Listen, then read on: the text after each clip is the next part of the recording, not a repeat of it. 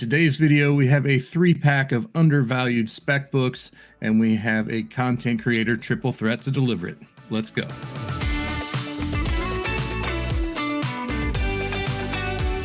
Welcome to the channel, everybody. As promised, today's video is going to feature 3 undervalued spec books that probably have a little bit of growth potential in the market. And as I alluded to, I am not alone. Joining me today, we have Brian from Bryce Comics. We have Mickey from Swagglehaus. So welcome to the channel, guys.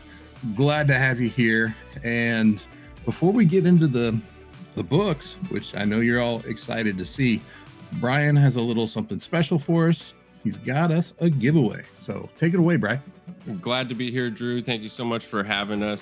And we do have a doozy of a giveaway today. We have Marvel Comics Super Special number 16. So many first appearances. Make sure that you go check out the one, two. Make sure you go check out the video over on Swag's channel to catch all the details of that book. But in addition, we have Giant Size Creatures number 1, first appearance of Tigra. And then we also have Amazing Spider-Man 75, the Patrick Gleason Virgin exclusive cover with a COA, and the trade dress Virgin set of House of Slaughter number 1. This is the Chris Sheehan 1 per store version. And all you have to do to enter to win these books is subscribe to all 3 channels and comment on all 3 videos. We're dropping videos simultaneously, and like all 3 videos, and you're entered to win. Great. Well, thank you for providing the community with those giveaways. Some great books in there. I'm kind of with Mickey. I think that we should enter too. Are we even eligible? Probably not. I'm sure that would look bad, right? I'm definitely going to like and comment on all your guys' videos. And then if I get the package in the mail, then kudos to me. You'll see an unboxing. So let's go ahead and jump into the books. Mickey is going to lead off. If you're not familiar, he is the Swagglehaus. So be sure to head over to his channel, look for the other video, like and subscribe, lots of good stuff. And honestly, you'll see some of the rest of us there as well, because we've worked together before and we're glad to have him back. So Mickey, it's all yours, man. Yeah, well, thanks again for having me on the channel. And yeah, let's get into it. So my first pick right here is going to be a big one that I'm sure you guys are all very well aware of. And this one is Doctor Strange number 169, the first Doctor Strange in the title. Now, I absolutely love this book. This is a book that came out in 1968. And even though this is not a big premiere issue book, I kind of feel like it's right there in line with all of the other big premiere issue books, because they all came out around the same time, and they're all very similar in terms of like the aesthetics of their cover. And speaking of cover, just before I get into why I believe this book is undervalued, as far as it being a Doctor Strange collector's book, in my opinion, I think that this is the best early Doctor Strange cover that you can get your hands on. I mean, we all know that Doctor Strange's first appearance was in Strange Tales 110. And I think the knock on that book has always been that it's unfortunate that the character himself is not on that cover. And I think that that's been played a role in that book being kind of undervalued in comparison to the other blue chip keys that came out around that same time. And if we go throughout the Strange Tales series where he would continue to have his story, if you really dig into those series and look at every single book that leads to this one, there's like not that many books that actually feature Doctor Strange on the cover, at least in any sort of like satisfying, heroic way, which leads us to this book right here, which is his first solo titled book. The first time you're going to see Doctor Strange right there on the top. So I kind of compared this to the big premiere comps, and we all know that everybody in the community loves their big premiere issues. And you can just see right there at the top, if we go down the list, Silver Surfer number 1, an amazing cover, an amazing book. Fair market value at an 8.0 is $3,800. Iron Man number 1, 8.0, fair market value $2,100. Submariner number 1, 8.0, $1,500. Cap 100, 8.0, 1,000. And then we get to Doctor Strange 169, 8.0, fair market value $725. And you want to know something? Of all of the characters I just mentioned, who's the one that has the movie coming up the soonest? Well, Doctor Strange. So in my opinion, if you're just comparing the numbers, you're looking at spec value and you're looking at, books and what I think should go up in value, I got to think that this book right here is undervalued, especially when you compare those apples to apples. Additionally, you know, I understand why the Silver Surfer book is so valuable, because it does have like a first appearance of Zen Law and things like that. So there are some factors. So that's fine. This book doesn't have to be 3,800. But when you start to look at it compared to Iron Man 1 and Submariner 1 and Cap 100, like the value you get from those is actually, you get more in this because you get a better cover with the character on it, and you also get the first titled series with this character, whereas like you can't say the same for Submariner and Captain America, etc. So I think that this is a great undervalued book. Absolutely, man. You nailed it on the head. I love how you do these comparisons of comps, because a lot of times, you know, you feel like you're shooting in the dark without stuff to compare it to like this. And just to drive home the point about the cover appearance of Doctor Strange, I mean, with such an awesome character, such a cool looking character, I don't know why it took them so long to get it right like this. I feel like they missed a lot of opportunities with those early issues. But here we have his first cover appearance. I think he appeared in a text bubble or something before this, but I think this is generally agreed upon as his first cover appearance. And it's like, right. What happened here? He's all green monochrome. Like, whoops! I think they just accidentally didn't finish coloring Doctor Strange. So, this cover just begs to be in a slab on a wall. Yeah, I couldn't agree more. I think this is a fantastic pick. For sure. And I'm glad you brought up the point about what his actual first cover was, because I think the very first time you see anything of Doctor Strange, it's literally just like a headshot. It's just they stuck his head on one of the Strange Tales issues, and Ditko nailed the character design. There's just the colors, all the weird stuff he wears. Why wasn't this guy on every cover of every book he was in? It just boggles my mind. But I think part of the reason why you've seen this book really kind of lag behind some of the others is that, let's be honest, up until the last 3-4 years, Strange Tales 110 was not an expensive book. Yeah.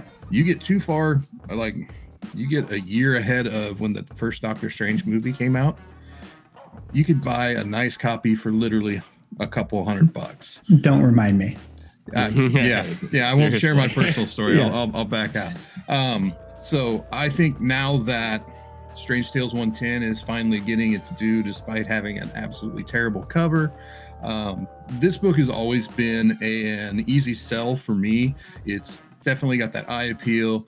It's the first in title, and there's a lot of people who collect these first from 1968, whether it was, I think, April and May, where, you know, all the ones you've got listed here.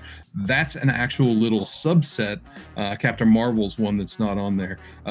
It's a little subset in the market that people like to collect, because they all kind of have that same eye appeal, that, you know, hey, here's kind of a point of delineation between what has come before and where we're going now. It's a great jumping on point. Thanks, Mickey, for bringing that book. Now I'm going to go ahead and jump into my next pick, and I'm keeping it Silver Age. I'm going with Daredevil number 7. This is a classic Wally Wood cover. That's kind of my theme for my first 2 books, is classic Silver Age covers. The reason this book is great, it's the first time we get a red suited Daredevil. We all know Daredevil 1 is just absolutely going crazy, and that makes sense. It's his first appearance, but as that book prices itself out for a lot of collectors, I feel like this is the book people are going to turn to next, because 1, it's more affordable, but 2, it's also that classic character design that we hadn't had in the first 6 issues of the story. So Wally Wood does a redesign. We get this great Submariner cover, and it's also another book that's really hard to find in high grade. There's no 9/8, and I know in our world, no 9/8 just doesn't really compute. But even with a lot of these Silver Age books, there are 9/8 out there, and this is one that there's not. That deep blue really breaks, so spine ticks are very common on this one. And overall, the census count for this book is pretty dang low, where our total count is 1,885 total graded copies, and only 100 copies total are graded above a 9.0. So most of what is graded is going to be in that very fine or below range. So that's why I think this is a great book. Right now, a 9.2 is averaging about $5,520. But when you drop down to a 6.0, and keep in mind, that's a little bit of money, but Daredevil is probably the hottest ticket in the market right now, next to X-Men.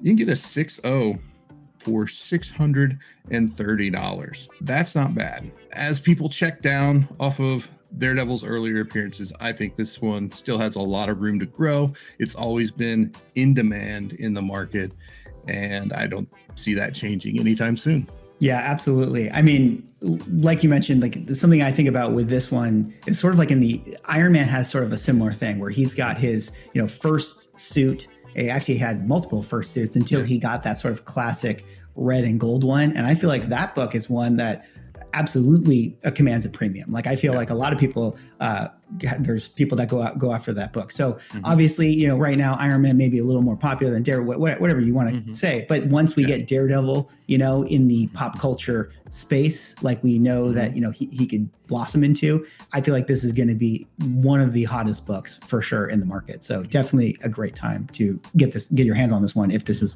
a character you love. Yeah. Not to mention Submariner. I mean, it hasn't even been a whole lot of talk about the Submariner aspect of this book, which, both of these characters, Daredevil and Submariner, could have imminent introductions into the MCU. So, I think it's a fantastic pick. Awesome. Well, I liked what you said about my pick so much. Why don't you go ahead and take it away? Let's see what you picked for your undervalued key, Brad. All right, next up we have X-Men number 10, and this is the first appearance of Khazar in the Silver Age, the first appearance of Zabu, Khazar's saber-toothed tiger sidekick, and the introduction of the Savage Land. And as we talked about in the video on Swagglehaus's channel about magazines, his first appearance is a Golden Age magazine, which is just a ghost. So the Silver Age is more reasonable. It's more, I would argue, it's more collectible because it's that early X-Men run and it's in comic book size form. And there was a rumor in February of 2021 that Disney Plus is developing a Savage Land project. And then there was also a rumor in October of this year that a jungle set is being constructed for the Secret Invasion series that could hint towards the Savage Land. And this is two separate rumors for this year associated with this book. And that gives me a really good feeling about it. And not always are the rumors spot on. In fact, they're often a little bit off. For instance, the rumor might be that there's a Disney Plus show in development, but it turns out that it's just an introduction of the character in a separate movie. And who knows, maybe they changed plans in development. None of that's important. What's important is that there's multiple rumblings and rumors associated with this book. And while that might not be enough for you to jump, consider this. It's one of the first 10 issues of X-Men. It's a 12-cent cover price with the two characters introduced on the front cover in epic Jack Kirby fashion. Plus, you got all of the X-Men there on the cover in their original costumes. It's got the classic X-Men trade dress, which I would buy this book for the trade dress alone. And thank God they didn't have virgin covers back then. Not that I have anything against virgin covers. It's just, I just really love this classic X-Men trade dress. And so you add to all of that the speculative potential that the Savage Land and Khazar end up in the MCU, which could easily double the value of this book. You got a win-win. And so as far as prices, this book saw the same increases in prices as did the rest of the market early in 2021, but they have come back down. Many grades have seen really low sales, so there's good deals to be had. I just don't think too many people are speccing on this that hard right now. It could be a real sleeper that doesn't see its full potential until we get the actual confirmation. Yeah, I definitely agree with that. I think right now a lot of people are focusing on some of the more obvious X-Men books, whether that is, clearly 12, 14, I would even say 3 with the Blob. And if we want to even tie it back into the Savage Land, you could look at 60 with Sauron. There's just no shortage of books in the X-Men to look at right now. And I'm right there with you. I think 10 is a great book. Khazar is just such a appealing character.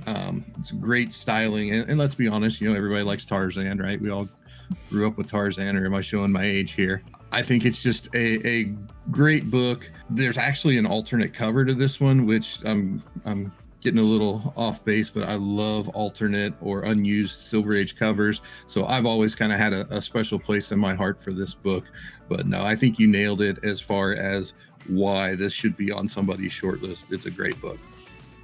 Yeah, absolutely. And just to kind of reiterate some of the other points that you guys brought up, I mean, I actually recently just picked up a X-Men 60 First Sauron, you know, so I already got my Savage Land spec brewing myself. But, you know, we think about how, you know, at the MCU, you know, they're bringing back the X-Men 97 animated show. And I think back to that show and, you know, who are some of the characters that haven't been used in the movies yet? Well, there's characters like Mr. Sinister. We've been talking about Mr. Sinister for a long time. And if we're thinking of that show being a blueprint in any kind of way, well, Mr. Sinister's entire plot took place on the Savage Land. And in fact, also in that show, they also had some episodes featuring Khazar. So I really do like this book. I think that this one is an undervalued key, especially being a top 10 X-Men book. I mean, just top 10 X-Men book alone, you know, this is just a great book to have in your collection regardless. So definitely a great pick in my opinion. Great. Well, guys, thank you for stopping by. Everyone, if you're not familiar with Bryce Comics or Swagglehaus, be sure to swing over their channel, hit that subscribe button, check out some of the videos, be sure and hit like. They're great content creators who put out a lot more content than I do, which is good because it keeps me busy watching content as well. So swing over there, check out their videos. Gentlemen, thank you for joining us today. And don't leave yet. We've got the third part of this 3-part series coming to you over at Bryce Comics. We will see you all there. Thanks, Trip.